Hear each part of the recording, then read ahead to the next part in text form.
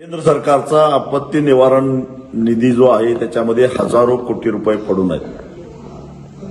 महाराष्ट्राचा निश्चितच त्याच्यावर अधिकार आहे, परंतु गेल्या वर्षभरामध्ये महाराष्ट्रामध्ये जी अतिवृष्टी झाली त्याच्यामध्ये झालेलं प्रचंड नुकसान, महापूर आला त्याच्यामध्ये झालेलं प्रचंड नुकसान, जमिनी वाहून गेल्या, विहिरी ढासळल्या, कृषी उपयोगी साहित्य सगळं वाहून गेलेलं, फळबागा उद्ध्वस्त झाल्या।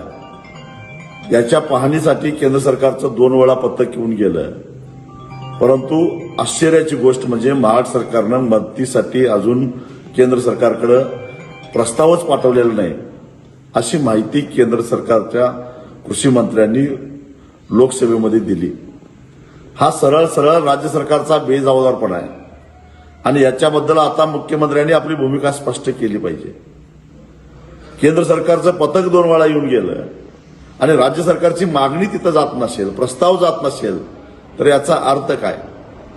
त्याचा अर्थ असा होतो की केंद्र सरकारकडून एक तर राज्य सरकारवर दबाव आलेला आहे की हा जो एनडीआरएफचा निधी आहे तो मोठ्या प्रमाणामध्ये आम्ही बिहार आणि पंजाबसाठी वापरलेला आहे, आता पैसे आमच्याकडे शिल्लक नाहीत, तुम्ही प्रस्ताव पाठवू नका, असा राज्य सरकारकडे दबाव आलेला असला पाहिजे, अथवा राज्य सरकारच्या बेजबाबदारपणामुळे हा प्रस्ताव गेलेला नाही, त्याचा खुलासा झाला पाहिजे।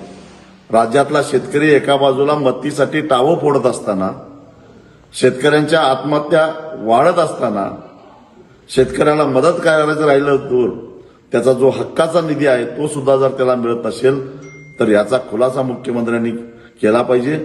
अन्यथा ग्रामीण भागामध्ये जेव्हा आता इथून पुढे मुख्यमंत्री दौऱ्यावर जातील त्यावेळी शेतकरी त्यांना जाब विचारल्याशिवाय सोडणार नाहीत। चॅनेलला सबस्क्राईब करा आणि परिसरातील ताज्या घडामोडी सर्वात आधी बघण्यासाठी बेल आयकॉन